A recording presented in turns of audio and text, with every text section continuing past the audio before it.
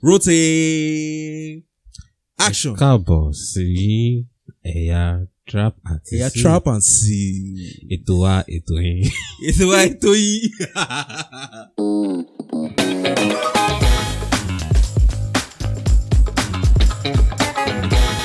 Hello guys, welcome to another episode of Trap and See. Can't you see we are being consistent? Back to back, week after week. Abi? We'll do 2 weeks now. Next week we'll take it No, off. nothing like that. Nothing like that, Sure. nothing like that. Week after week. And every time New we miss episode. a week, it's because of AY. Nothing like that, I beg. The last time we were explaining to you guys, we were fighting over equity of this thing. 70-30. We are still So fighting now it's over 80-20. 70-30. Eh? 80-20 now. You 20 to me 80. No. You're not even I think I have making to call my any people. Sure. Because I think this thing will scatter out. You probably will not even hear anything from us again. We have to do our own solo episodes. You have trap, I have to. You have trap. No. It will make sense. But no. So I'm yours to the most. Olajide. I don't know. Yeah. I'm here with my Lesser co-host. half of trap and see. Eh? Lesser half of trap and see. You see, this is what I face. All this bullying. This is what we're fighting against. And I'm the greater half of trap and see. Whatever I say, boss. This episode, I like to talk about influencers. Today's topic actually is what we wrote down is niche versus mainstream. So let me explain that. Are we idea. niche creators or mainstream creators? Nah, nothing. I'm not there yet. I'm not there No. yet. Like, if you had to pick one, are we niche or are we mainstream? I would say niche. Why do you think so? Because like, okay, you don't even allow me to digress now. So niche versus mainstream. Mm-hmm. So what are niche creators? What are mainstream creators? I'll tell you my own what I think when I think about niche versus mainstream. Not niche versus, it's just clickbait, niche versus mainstream. Niche creators are basically people that pick one vertical as their topic of interest. That's what you talk about. That's what they are known for. Okay, if you are looking for somebody that talks about dogs or talks about plants, you know it's that guy. Somebody that talk about content creation and influencers. You know, catch up and see. You get, so that's niche creators to me. Mm-hmm. Mainstream are people that a very, very large audience can relate to. Mm-hmm. That's why I say as mainstream. Because niche now, not everybody cares about what we're talking about. Some people don't like plants, some people don't like dogs. But mainstream, somebody that's Mass appeal. mass appeal. Sheesh. This boy, the hot. English man. English bro. This boy, the hot. So yeah, mass appeal. There are people that a very, very wide audience, can relate to their content. Maybe like lifestyle, people that do like a day in the life, vlogs, and stuff like that. So yes, that's why I think. So do you have anything to add? Or when you hear niche, can you give us examples of, okay, this person is niche, this person is Trap and see. niche, You service mainstream, Tao. mainstream, Well. Sydney Docker. mainstream, Plants boy. niche, Miami, Online banker. niche. But online banker. Yeah, okay. It's niche now. But what he talked about, well, it's niche. It's niche now. Like finance. And I know you're saying like people are supposed to care about finance. Like, yeah. But not a lot of people seek out a finance creator, even if what he's saying actually applies to a very wide audience. Mm-hmm. Yeah. So I think we should start with misconceptions about, okay. Yeah, let's start with misconceptions because there are basically some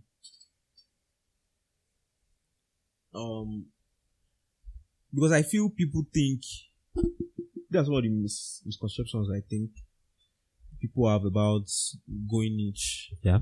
Understand? Maybe like they'll miss out on some opportunities. They decide to, because I have those Problems. not problems, like thoughts too, that if I should decide to stick to this vertical, am I not missing out on something else? Or because like we said now, mainstream contents are more relatable. Like people can you have like attention of a wider audience, and if you're just starting out, that is something you need. Because if you are still like under like maybe like 1K TikTok follower, you just need all the eyes you can get as validation that okay, maybe what you are doing is right.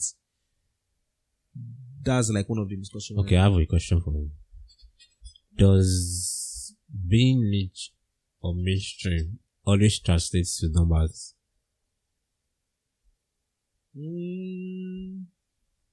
Yes. Okay. Explain. Does being niche or mainstream translate to numbers? Like I'm trying to. Yes, it does now. Okay.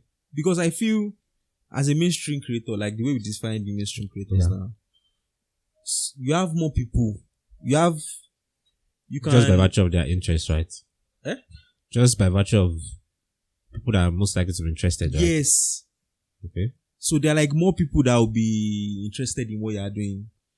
Not for example now the Plants Boy now. Not everybody is interested in plants. You understand? Okay. But if you are actually interested, you know that okay, people that are interested in plants content and stuff like that. There are people that are actually seeking out okay, this is what I want to learn. Yes, but somebody that is doing maybe like a day in the life that my dad can relate to, my mom can relate to, my younger brother can relate to, and stuff like that. I think for mainstream creators, it's very, very easy for you to grow fast. You get it's very easy because even I think I would say when this girl blew up on TikTok, this is one of the D'Amelio's. Okay. When she blew up, even parents could like vibe with herself because she was just dancing to songs and they found it funny. Or Kabilim. Kabilim, like he didn't speak, but like obviously for them. Like, without saying anything. So that's regardless like of language. The epitome of mainstream. See now the guy is like the biggest now, it's big everywhere. Because anybody can relate to him. So I feel and there's not even language barrier. There's no language barrier. That's another thing again. Anybody from anywhere can just relate to what he's doing. So I feel that's one of the advantage of being mainstream. Because if you're just starting out, you can grow fast. So yeah. What do you have to say again for yourself? And that's what you're trying to say. Yes. So those are the misconceptions. And we want to say that, do you feel if you start niche, what do you think are the like repercussion? Is it repercussion?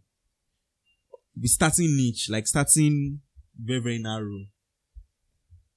But don't you feel like starting niche is usually like the way to like grow?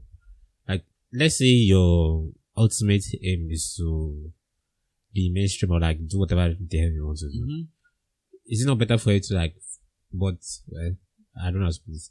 It's not better for you to start with an audience that will be, devoted to like to you and kind of content like it.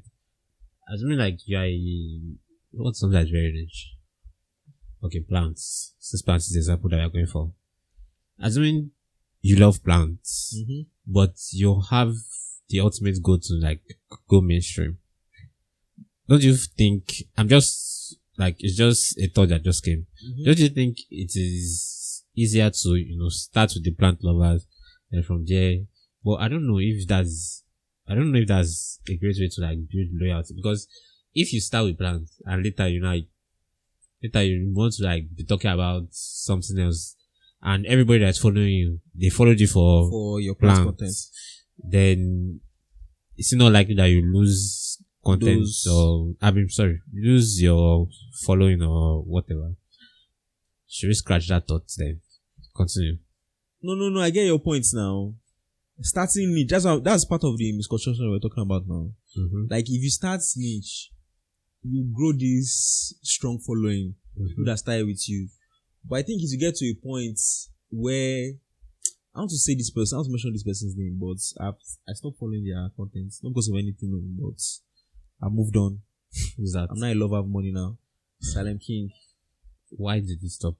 His content is everywhere. Everybody shares his content. Yeah, I know. Like I was very, if you should drop something like this, I'm always on it, commenting and engaging and stuff like that. But now I'm bad at papers. I don't really do stuff like that. What the hell I talk about? I don't know. This is like spend 5 hours on Instagram every day. That's the old me. Please don't bring that up again. That was the old me.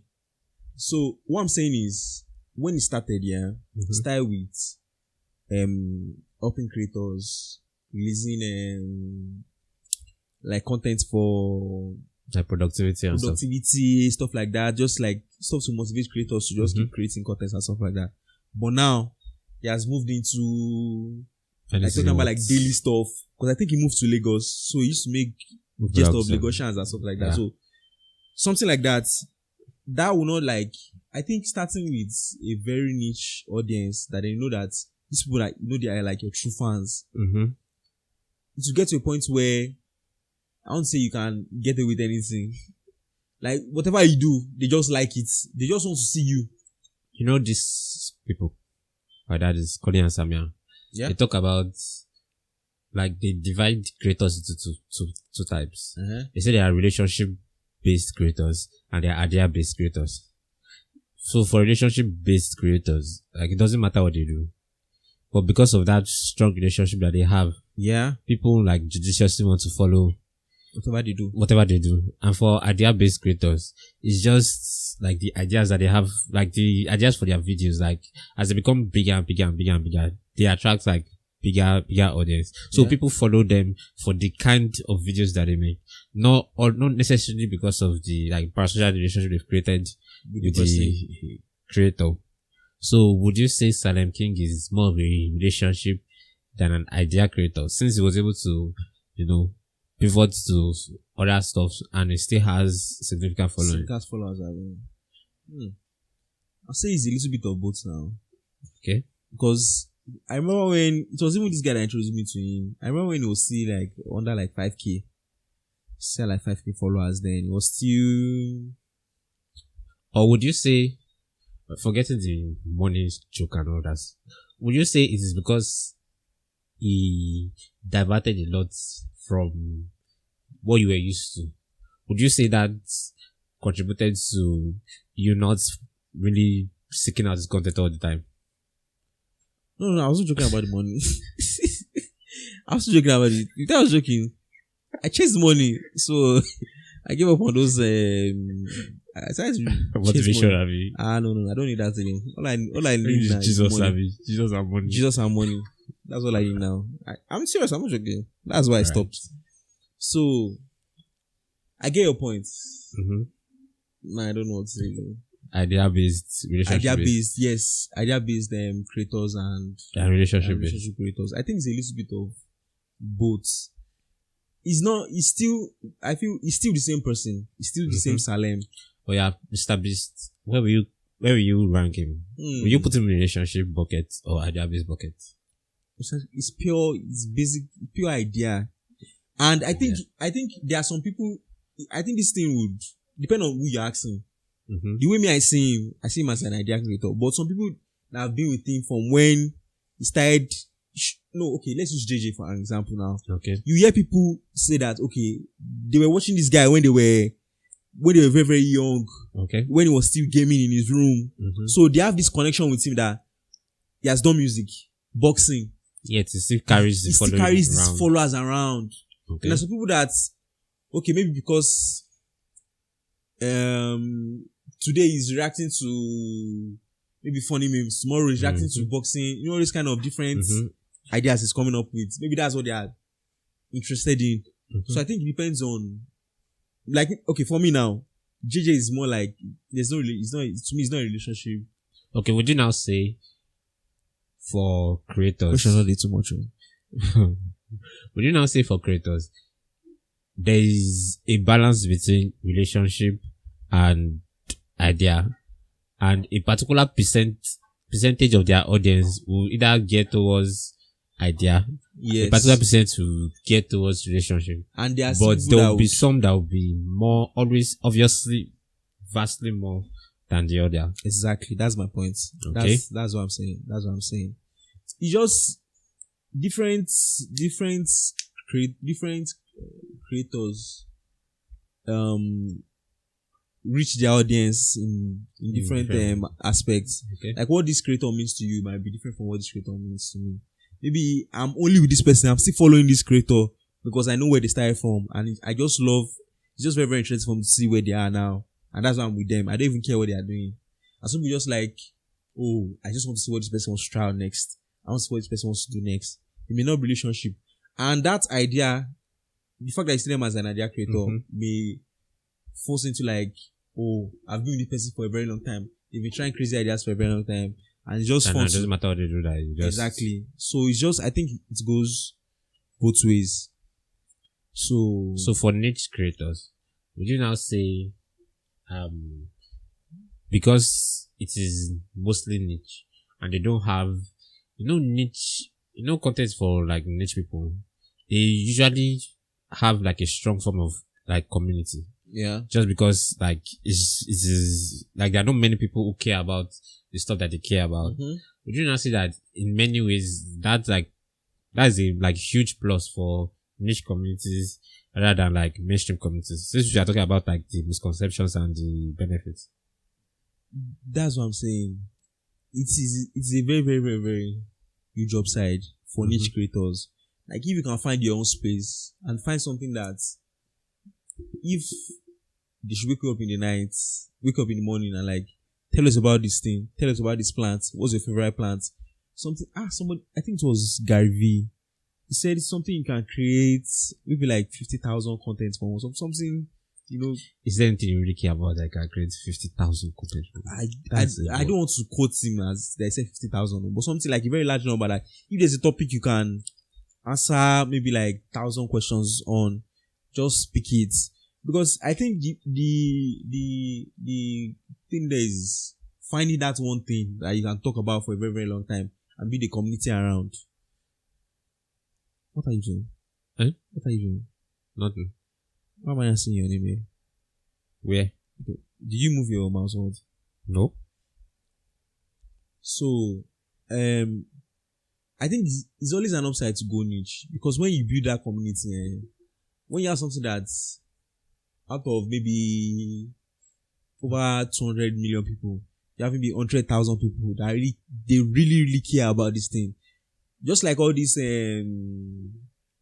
what do you call them? Like this DC network, DC Marvel. No, it's not. Like do we have DC, all these Yeah, superheroes? because it's cinematic universe. Universe, yes, universe. That's what I'm saying. There's some people that they really like, they are engrossed into this universe that consumes everything. I know that one is a little bit mainstream. No, like I would define that as like more people will watch the Marvel movies, but not everybody knows what This, like what went into, exactly why this happened. why this, how Thor connects to And this. I think that's why this universe has still, even their own is like on a large scale, because we have millions of people that are interested in them. But I think that's why it's just, we should just bring the idea to For example, our friend Honore, even when we start talking about this exactly, or Marvel, you'll be lost, even though you have probably watched some of the movies, but I'm not that interested in. Yeah.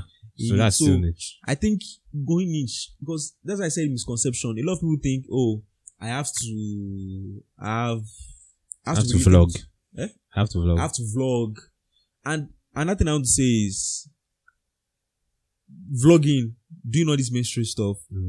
If you're starting out, might feel easy because you just put your phone and you're shooting. But for you say you want to go niche, if it's something you decide to do, something that just inherent, like some people just, maybe you've loved plants from a very, very young age, and you decide to just start talking about it. You obviously have like a plethora of ideas and experience with this niche that you decide to big, but it's something that okay, I want to move towards this part. There's this learning curve. You have to learn about this thing, and it can get frustrating when it's not like flowing. It feels like you're forcing it. So mainstream people will like jet towards mainstream because it's easier. It's easier. Yes, it's easier. So I would always go niche, man. Like because I remember you prefer niche over mainstream. Niche over mainstream because when I started, I'm some sort of a creator too. When I started too, I was doing email marketing. No, email marketing is even niche. I was doing copywriting, like any form of copy, sales copy, everything. And I was like, this one no pay. I did email marketing for e-commerce, course creators, everything. Mm-hmm. Email marketing for coaches. So from the copy level, you even started niching down again. Even for the plants now. Yeah. Right. Okay, for example now, you see photographers now. Oh, they take anywhere they're going to. Then you now see photographers, you see lifestyle photographers. Or wedding photographers. I even saw like baby, like they do only for like all this baby shower, all these baby pics. That's all they do. So stuff like that. So if you want a baby photographer, you're going to this person. This person is. Before you get to that point, it takes time. So people will think that okay, let me just grab as much attention as I can and make use of that instead of going niche. I think niche takes long, but if you can stay consistent to being a niche creator, strong community. And build a strong community. And people start committing to you. In the long run, that's why I think in this our note, I wrote the 1,000 true fans concept. That you just need only 1,000 true fans. Because that 1,000 people, those 1,000 true fans, they know another 1,000 true fans that they will tell about you. That 1,000, and that's how you grow into like a very, very big creator. So yeah, I don't know if you have anything else to add. And I feel it's like any business. Like it's better for you to like delight, like have one or two customers, or like you said, 1,000 customers that you've delighted, that they really, really love your product, because those people will have other friends, and yes, so that they will talk to. So you should treat your content creation business like any other business. So either you're going niche or going mainstream. Actually, you should always have your 1,000 true fans. But for niche, but it is more, how do I explain it? It's more pertinent. Am I using the right English? No, you speak English. Okay. It is more important for niche creators to, have that strong community. Because even when it comes to monetization, even though you are commanding, bigger amounts, just for the fact that all the people that they care about is in your audience. It's in your audience. So that community aspect of it is very, very important.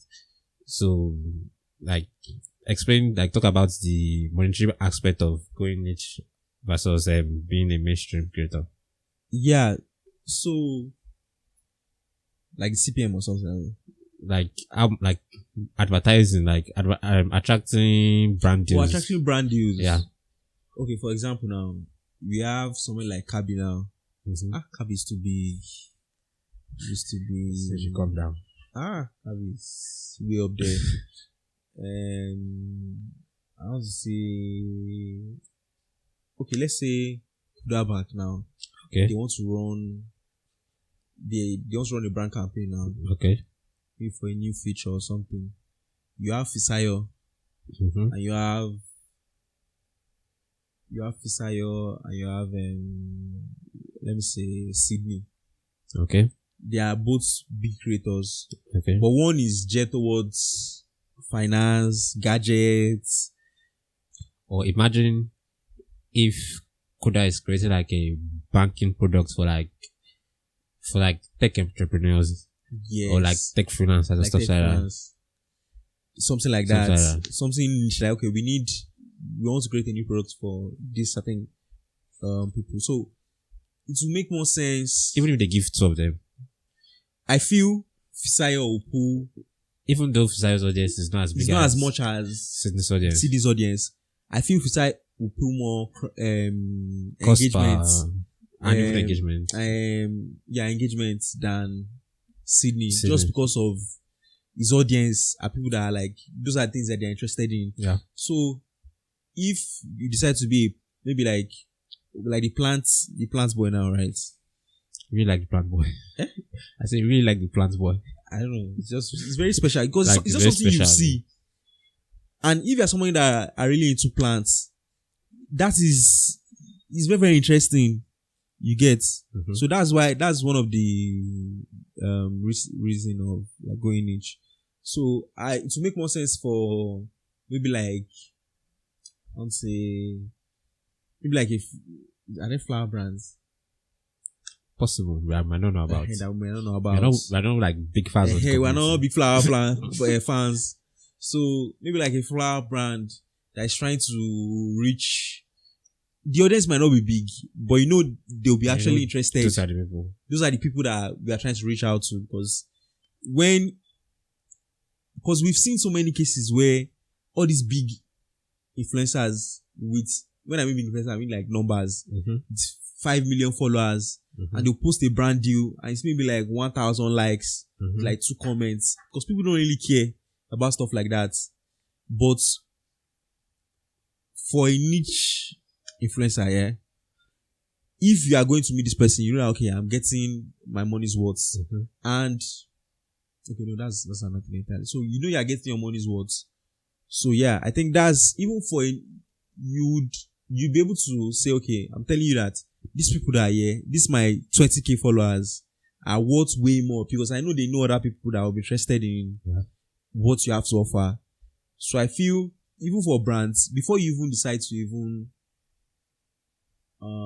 and one thing I've also noticed is niche influencers, niche creators are not always that big because because face value, yeah, people will jet towards mainstream. Even brands, Just they purely have the by number, numbers, like- they have the number, they have the engagement and all of that. So what I would say is brands, before you maybe decide to drop cash or anything, you should try and look at The audience. not the audience. I won't say try and look at if you can get an influencer Mm-hmm. that is like native to Like your kind of product. your kind of product, what you're talking about. Maybe if you are trying to launch maybe like a skincare product for maybe like a particular skin color. Mm-hmm. I'm sure the influencers that's they are of that skin color. And instead of you giving maybe like Kylie Jenner maybe $1 million, you can divide that money into small niche influencers Mm-hmm. that you actually get more money, more bang for your buck, Mm-hmm. and they will talk about the products in a way that Just by the pure fact that they are passionate about stuff like that. yes, that's another very, very good point. Because for me to decide that I want to be the plants boy, I must be Mhm. really, really interested in plant. plants. You get Maybe you're saying like all these gardening products for like home gardeners, people that yes, like gardening companies. You know, you actually get like because if I'm buying the plants, I also need this, I also need that Mhm. and stuff like that. So yeah, I think we are really pushing for niche on this episode. So I am and mainstream is like everybody cares about mainstream. Everybody so cares about we need mainstream. to speak for niche speak people. for our people, I mean, because we're also niche too. Also niche. So I wrote how to make transition from mainstream to niche. So I'll throw this to you now. I won't say how can. Okay. Do you think it would make sense for somebody mainstream to try and narrow down to doing something niche? Like, okay, now, let us use Sydney now. Okay. Don't Sydney, skits, funny guy. Okay. We know he has passion for producing and he wants to become a producer. and Director. stuff like that. Director. So you should start releasing like director related content. Maybe like a day in life of the director. 5 things to do if you want to become a director. I think you know where this question is going to. Do you think it makes sense? And how do you think maybe the audience would react to this change? Well, or should he just create like maybe like a new identity? I think that's why if you see many creators that they have 2 channels. One channel for what they are doing and another channel to like experiment with like things that they really care about. I think that's the best way. Especially if you're already mainstream. I think that's the best way. So I think from going to niche to mainstream, it's just get to a point where you know that no matter what I do at this point, these guys are with wise. Me. Or is it wise? That doesn't mean you should not be doing something stupid now. Just imagine Plant Boy now. You should start selling cream or something. You can only start the cream back to this plant. This cream came out from so species or so species that you know. Oh, that's another thing again. So yeah, something like that. Or instead of creating another channel, if you can like create like an off ramp of like the kind of content you already make into like the kind of content that you want to make. Yeah. So you can like ease people in, so like people that will follow you, and people that would like, no, I'm not interested in this new stuff like that. So yeah, that makes sense. So I think just go niche, man. Just try it out. I'll play devil's advocate. Go mainstream. It's best. Don't mind this guy. Niche. You build audience. Build mainstream. You become like Mr. Beast. When after how many? Even another thing again is a lot of people are going mainstream now. A lot of people are mainstream creators now. And what's this? This guy, Mr. Beast, said it. He said the people that make there's no way for you to differentiate. Yeah, actually, it's very difficult to differentiate.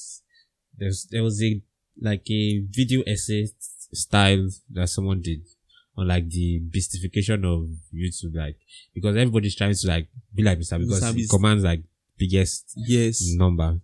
And recently, Conan and Samuel were talking about like the pendulum of like almost swinging back to like relationship based creators, like cool, like instead of that, all those ideas, grand ideas. So actually, like a spectrum. Yeah. The spectrum from like mainstream down to niche. And Mr. Beast, I'm not sure where I saw this, but it was saying that some of the people that make like serious cash on YouTube, they are not like him. So it's basically like all those people that do like YouTube automation and all these like niche creators, like finance creators now. There was a video that Graham Stephan was with Graham Stephan is a finance YouTuber. It was with Mr. Beast. So I think they were talking about like their channels and their CPMs, and so Mr. Beast was saying that it would kill to have a CPM like that of Graham Stephan, because for finance videos their CPM is very, very high compared to somebody that is mainstream like Mr. Beast. So even though relatively the number of views is not even remotely the same, but the amount is pulling per views compared to the amounts that Mr. Beast might be pulling per view, even though his is like magnitudes greater, cannot be the same. Yeah. So that's also another argument for like niche creators, like we've said before already. So niche creators, especially if you are doing brand campaigns with brands that is very, very relevant to your audience, you can command like, because even you talk about the product, small passion, because it's what you are doing. Exactly. You very, very much interested. So yeah, guess that's what we have for you guys today. Will you take us out? I don't know how to do the outro. You really like an official outro. What I was supposed to say? Like an official outro? Like, I don't know. Like a catchphrase or something. Hey, fast me. Go niche. Go mainstream. Make money. Send us some. See you guys next time. Should we like put out like bank details? Somebody might be nice. I want to like send us money. Check the Description. below. See you guys That later.